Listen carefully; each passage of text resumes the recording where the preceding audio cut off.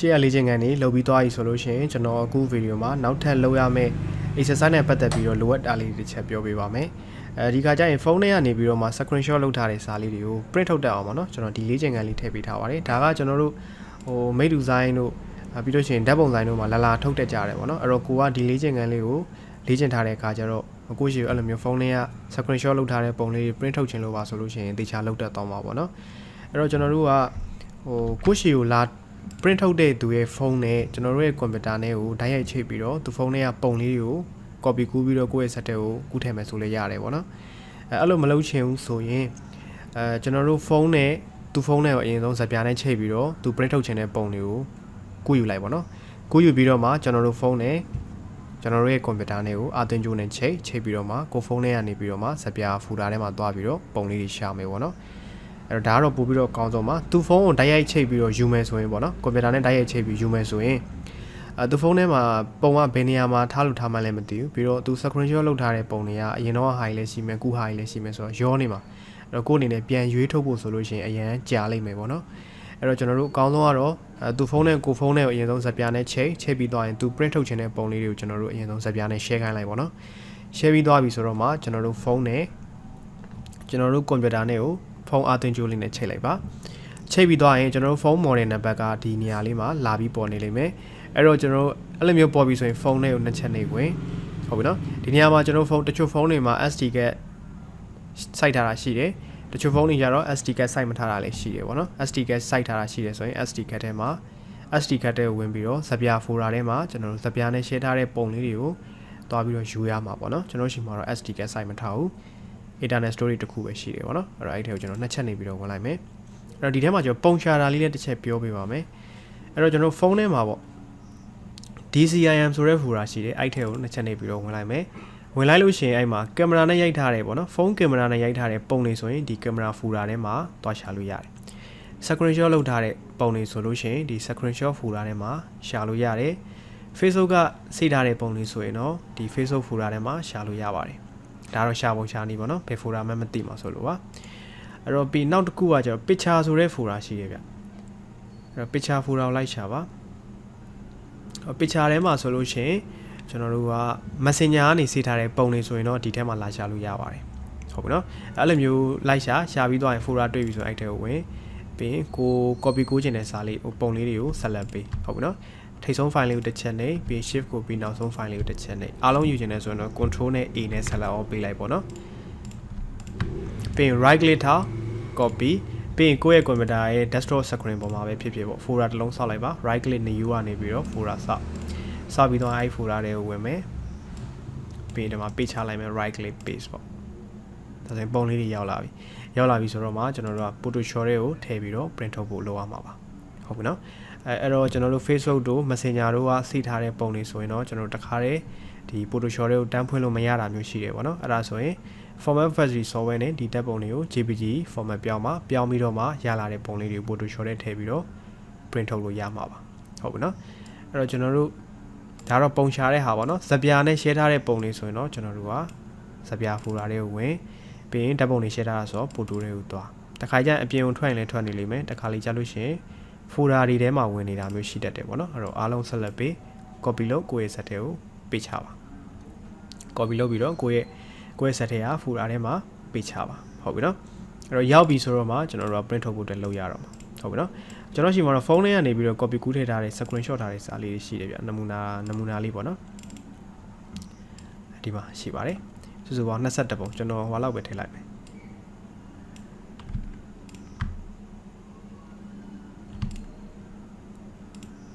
10ပုံလောက်နော်10ပုံလောက်ပဲကျွန်တော်ထည့်လိုက်မယ်နမူနာလေးပြချင်လို့နော်အဲ့တော့ဒီပုံတွေတော့ကျွန်တော်ပေးမထားတော့ဘူးကိုယ့်ရဲ့ဖုန်းထဲကနေပြီးတော့မှ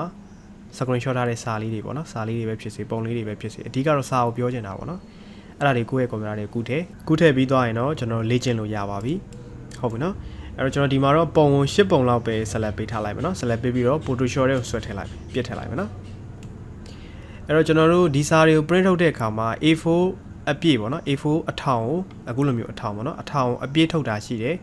တချို့ကျတော့ A4 ကိုမှဘေးတိုက်လှဲပြီးတော့နှစ်ပုံထည့်ပေးရတာမျိုးရှိတယ်ပေါ့နော်ဒါတော့ဟိုလာပြီး print ထုတ်တဲ့သူမေးကြည့်လိုက်ပေါ့နော်အပြည့်လိုချင်လားဒါမှမဟုတ်ရင်တရွက်ထဲမှာနှစ်ခုစီပေးရမလားပေါ့နော်အဲ့လိုမျိုးမေးလိုက်ပါ မေးပြီးတော့မှကျန်တာဆက်လို့ပေါ့နော်အဲ့တော့ okay ရပြီဆိုရင်ကျွန်တော်တို့ A4 စာရွက်လေးတောင်းပါမယ် control နဲ့ N နဲ့နှိပ်ပါနော်ပြီးကျွန်တော်တို့ဒီမှာ site မှာ A4 resolution 300 color mode ကို CMYK color ထားမယ်ပြီးလို့ရှိရင် okay ပါကျွန်တော်အထောင်ထုံနည်းကိုတစ်ချက်ရင်ပြမယ်နော်အထောင်ဆိုရင်အခုလိုမျိုး A4 ကိုအထောင်ယူပြီး define လေးအောက်ကိုဆွဲချလိုက်နော်ပြီးနည်းနည်းလေးမြင်ကွင်းခြုံထားမယ်ပြီး move to ယူနော် keyboard ကနေဆိုရင် V ပါပြီးဒါလေးဆွဲထည့်နော်ဆွဲထည့်ပြီးဒါကိုမလိုတော့ရင်ပိတ်လိုက်လို့ရတယ် control W နဲ့ပိတ်လိုက်လို့ရတယ်နော်ပြီးဆွဲထည့်ပြီးဒီဘက်ပြန်လာ control W ဆွဲထည့်ပြီး control W နဲ့ပိတ်ပြီးဆွဲထည့်ပြီး control W နဲ့ပိတ်ပါဒီလိုမျိုးပေါ့နော်အားလုံးဆွဲထည့်ပြီးသွားပြီဆိုရင်တော့ define နဲ့ပဲကြံပါပေါ့နော်ဒါဆိုအပေါ်ပြန်ပြီးတော့တွန်းတင်လိုက်ပါပြီး control 0နှိပ်ထားမယ်ပြီးသွားရင်ကျွန်တော်တို့ကပုံရဲ့ဒီအပေါ်ပိုင်းမှာမလိုတဲ့ဟာတွေရှိတယ်ပေါ့နော်နာရီတို့ဘာလို့ရှိတယ်ဒါတွေကိုကျွန်တော်တို့ဖျောက်မယ်ပြီးလို့ရှိရင်အောက်မှာတကယ်လို့လေတချို့ပုံလေးတွေဆိုရင်ပေါ့ဒီမှာဆိုပါရနော်ကျွန်တော် phone screen ပေါ့ home key တို့ပြီးရင် back key တို့ဒါလေးတွေကမလိုဘူးဒါလေးတွေကိုဖျက်ပြမယ်နော်အဲ့တော့ကျွန်တော်တို့လေအဲ့တော့ကျွန်တော်အမြန်ဆုံးနည်းလေးပြပေးပါမယ်အဲ့တော့အားလုံးကိုကျွန်တော်ကတပြိုင်တည်းလုံးမှာမဟုတ်ဘူးနော်အားလုံးတပြိုင်တည်းလုံးမှာမဟုတ်ဘူးအဲ့အတွက်ကြောင့် layer တစ်ခုချင်းစီကိုသွားမှာဖြစ်တဲ့အတွက်ဒီမှာ layer 1ပေါ့နော်ဒါလေး order ဖိပြီးတော့ click နှိပ်လိုက်ပါပြီးတော့ background layer ပြန်ဖွင့်မယ်ဒါဆိုဒီ layer တစ်ခုတည်းပဲမျက်လုံးပွင့်နေမှာပေါ့နော်အဲ့တော့ကျွန်တော်တို့ကမလိုတဲ့ဟာကိုဖြတ်မယ်အဲ့တော့ဘာနဲ့ဖြတ်မှာလဲဆိုရင် rectangular marquee 2နဲ့ဖြတ်မှာပေါ့နော်အဲ့တော့ keyboard ကနေနှိပ်မယ်ဆိုရင် M ကိုနှိပ်ရပါမယ်ဒီ2လေးပါ M ကိုနှိပ်ပြီးအပေါ်ပိုင်းလေး select ပေးမလို့တာတွေကို select ပေးပြီးတော့ delete နှိပ်ပြီးဖြတ်ပါမယ်ပြီးလို့ရှိရင်ဒီ selection ပြန်ပြီးဖြုတ်ချင်တယ်ဆိုတော့ control နဲ့ D နဲ့နှိပ်ပါနော်ပြီးအောက်ကမလိုတဲ့ဟာလေးကိုလည်းကျွန်တော်တို့ select ပေးပြီးလို့ရှိရင် delete နှိပ်ပြီးဖြတ်မယ် selection ဖြုတ်မယ်ဆိုရင် control နဲ့ D နဲ့ပေါ့နော်ပြီးရင်သူ့ကိုကျွန်တော်တို့ပြန်ပြီးတော့ချုံချဲလုပ်ပေးရအောင်အဲ့တော့ move to ပြန်ပြောင်းမယ် keyboard ကနေ V ကိုနှိပ်ပါ V ကိုနှိပ်လိုက်လို့ရှိရင်ကျွန်တော်တို့ဒီအခုဒီဟာလေးပေါ့နော်ဒီအစက်လေးတွေပေါ်မနေဘူးဆိုလို့ရှိရင်ကျွန်တော်တို့က keyboard ကနေလေ control နဲ့ T နဲ့နှိပ်ရတယ်ဟုတ်ပြီနော်အဲ့တော့ control T ကဟိုတစ်ချက်လောက်ဆိုရင်အဆင်ပြေတယ်အဲ့တော့ပုံတွေက90လောက်ဆိုလို့ရှိရင်ဒီ control T တောက်လျှောက်နှိပ်နေရတော့အဆင်မပြေတော့အဲ့တော့ဘာလို့ထားလို့ရလဲဆိုရင် move to ယူထားတဲ့အချိန်တွေမှာကျွန်တော်တို့ချုံချက်မြင်မြင်ဆန်ဆန်လုပ်လို့ရအောင်ဒီက show transfer control ဆိုတာလေးကိုအမှန်ချက်တာပါဒါဆိုရင်ပုံလေးတွေတောက်မှာအဆက်လေးတွေပုံနေပြီပေါ့နော်ဒါဆို control T နှိပ်စရာမလိုတော့ကျွန်တော်တို့ကပုံတစ်ပုံ select ပေးလိုက်တာနဲ့တောက်အဆက်လေးတွေ auto ပေါ်နေမှာအဲ့ဒါဆိုရင် keyboard က shift ကိုပြီးပြီးတော့ဆွဲချလိုက်လို့ရတယ် shift ကိုပြီးပြီးတော့ဆွဲချနော်ရပြီဆိုရင်ကျွန်တော် enter ခောက်လေရတယ် enter ခောက်ရင်ကျွန်တော် keyboard ကြီးကင်နေအောင်မှာအဲ့တော့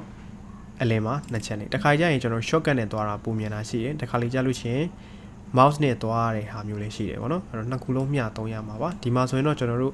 shortcut ကြီးနဲ့တော့ရောက်သွားနေစင်ပြီးတော့ mouse ဒီပိုင်းလေးသုံးရတော့မှာနော်အဲ့ဒါကြောင့်ပါ okay ပြီးနောက်တစ်ခုမျက်လုံးဖွင့်မယ်ပြီးရင်တို့တစ်ချက်နေပြီးမလိုတာတွေကိုဖြတ်မှာနော် rectangular marquee 2ယူမယ်ဆို M ကိုနှိပ်ပြီးပေါ်ကမလိုတာတွေဖြတ်မယ် delete control D နဲ့ selection ဖြုတ် select ပြီး delete control D နဲ့ selection ဖြုတ်ပြီး move to ပြောင်း shift ပြီးဆွဲချက်ကြိုက်ပြီဆိုရင်အလယ်မှာနှစ်ချက်နှိပ်ဟုတ်ပြီနော်ပြီးနောက်တစ်ပုံသွားမယ် M ကိုနှိပ်ပြီးတော့ rectangular marquee 2ပြောင်း select ပြီး delete နဲ့ control D နဲ့ selection ဖြောက်ဟုတ်ပြီနော်ဒါလေးကိုမြင်မြန်လေးလောက်တောင်လေ့ကျင့်ထားပါဒါဆိုရင်အဆင်ပြေပါတယ် control D နဲ့ selection ဖြောက် move to ပြောင်းမယ်ဆိုတော့ keyboard က V ပြီးလို့ရှိရင် shift ပြီးဆွဲချက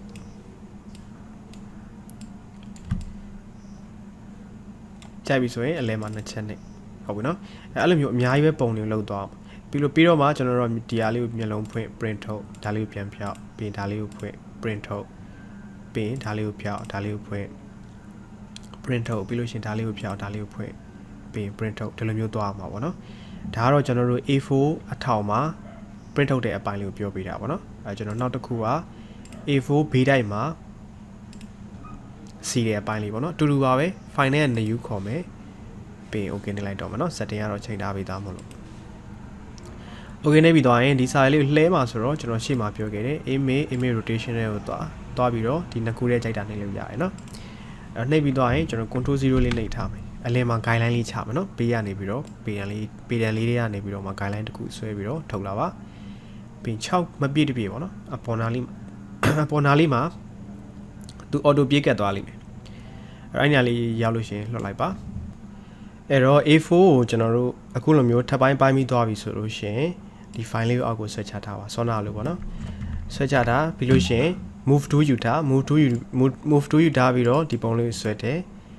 ပြီးရင်ဒါလေးကို control W နဲ့ပိတ်ပြီးရင်ဆွဲတယ် control W နဲ့ပိတ်နော်ပြီးရင်ဆွဲတယ်ဒီဘက်ကိုပြန်လာ control W နဲ့ပိတ်ဆွဲတယ်ပြီးရင်ဒါကို control W နဲ့ပိတ်ပေါ့နော်ဒီလိုမျိုးသွားရမှာပါအားလုံးဆွဲတယ်ပေါ့ဆွဲတယ်ပြီးသွားပြီဆိုမှဒါလေးကိုပြန်တွန်းတင်မယ် control 0နှိပ်ထားမယ်နော်ပြီးရင်ကျွန်တော်တို့ order ဖိပြီးတော့အောက်ဆုံး layout တစ်ချက်နှိပ်မျက်လုံးဖွင့်ထားမယ်နော် background layout ပြန်ပြီးတော့မျက်လုံးဖွင့်ထားမယ် okay ဒီမှာလဲဆွမ်းနာလိုပဲ M ကိုနှိပ် rectangular marquee 2ပြောင်းပြီးတော့မလိုတာတွေဖြတ်မယ် delete အောက်ကမလိုတာတွေလည်းဖြတ်မယ် control D နဲ့ selection ပြန်ပြီးဖြောက်လိုက်မယ်နော်ပြီး move to ပြောင်းတာက keyboard က V ကိုနှိပ်ပေါ့နော် V ကိုနှိပ်ပြီးသွားရင် shift ဖိပြီးဆွဲချဲလို့ရပါပြီဒီအလဲကတော့ကျွန်တော်တို့တကယ်လို့ဖြတ်ချင်ဖြတ်သားထားပေးတာပေါ့နော်ဖြတ်ချင်ဖြတ်လို့ရအောင်ဖြတ်သားထားပေးတာပါship ပြီးဆွဲချက်ကြိုက်ပြီဆိုအလဲမှာ2ချက်နဲ့ရမှာနော်နောက်တစ်ပုံလဲအဲ့တိုင်းပဲကျွန်တော်တို့layout မျက်လုံးဖွင့်ပြီးဒီဘက်ကိုဆွဲလာမယ်ပြီးရင် rectangular marquee 2 ယူဖို့ keyboard က M ကိုနှိပ်မလိုတာတွေဖြတ်မယ်ပြီးရင် select ပေးမလိုတာတွေကို delete နဲ့ဖြတ် control D နဲ့ selection ဖြောက်ပြီးရင် move to ပြန်ပြောင်းဖို့ keyboard က V ကိုနှိပ်ပြီးရင် shift ပြီးဆွဲချက်ပေါ့နော်shift ပြီးဆွဲချက်အလင်နန်းလောက်ကိုချမယ်ပုံစံကြပြီဆိုရင်အလယ်စာရွက်ကဲအလယ်ရောက်ပြီဆိုရင်ကျွန်တော်အလယ်မှာ2ချက်နေလိုက်နော်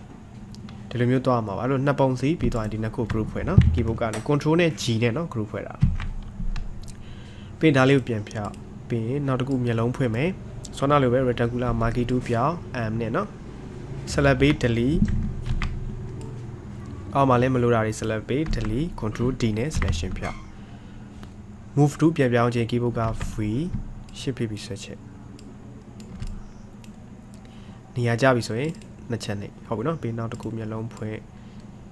ပြီး rectangular marquee 2ပြောင်းမလိုတာတွေ select ပေးဖြတ် delete နဲ့နော် select ပေး delete နဲ့ဖြတ် control D နဲ့ selection ပြန်ဖြောင်းလိုက်မယ်ပြီး move to ပြောင်းမှု V shift ပြီးဆွဲချက်အလဲကြပြီဆိုရင်2ချက်နဲ့ဒါဆိုရင်ရမှာနော် okay ပြီးဒီနှစ်ခုကိုကျွန်တော်တို့ group ဖွဲ့ရမယ် control နဲ့ G နဲ့ group ဖွဲ့ထားပါအဲ့လိုမျိုးအများကြီးပေါ့နော်ပုံတွေများလို့ရှိရင် group တွေအများကြီးပဲဖြစ်နေမှာပေါ့နော်အဲ့တော့ကျွန်တော်တို့က print ထုတ်မယ်ဆိုရင် group 1ကိုမျက်လုံးဖွင့် print ထုတ် group 2ကိုမျက်လုံးဖွင့် print ထုတ်ဒီလိုမျိုးသွားရမှာပါဟုတ်ပြီနော်အဲ့တော့ကျွန်တော်ဘာလုပ်ပေးရမလဲဆိုတော့အခုလိုမျိုး A4 မှာပေါ့နော်ဘေးတိုက်ပေါ့ပုံလေးအဲ့လိုမျိုးဟို screenshot ထားတဲ့စာပေါ့နော်ပုံလေး2ပုံထည့်ပြီးလို့ရှိရင် group စုစုပေါင်း5ခုရှိရမှာပေါ့နော်5ခုရှိရမယ်ပြီးလို့ရှိရင်အဲ့လောက်ထားတဲ့လေ့ကျင့်ခန်းပေါ့နော်အခုလိုမျိုး Photoshop file လေးကိုဖွင့်ပြီးတော့ဒီမှာ group 5ခုရှိမှာပေါ့အဲ့ဒါကိုအကုန်လုံးကိုကျွန်တော်ဓာတ်ပုံရိုက်ပြီးတော့ photo comment လေးပြန်မှတ်ပေးခဲ့ပါရပါနော်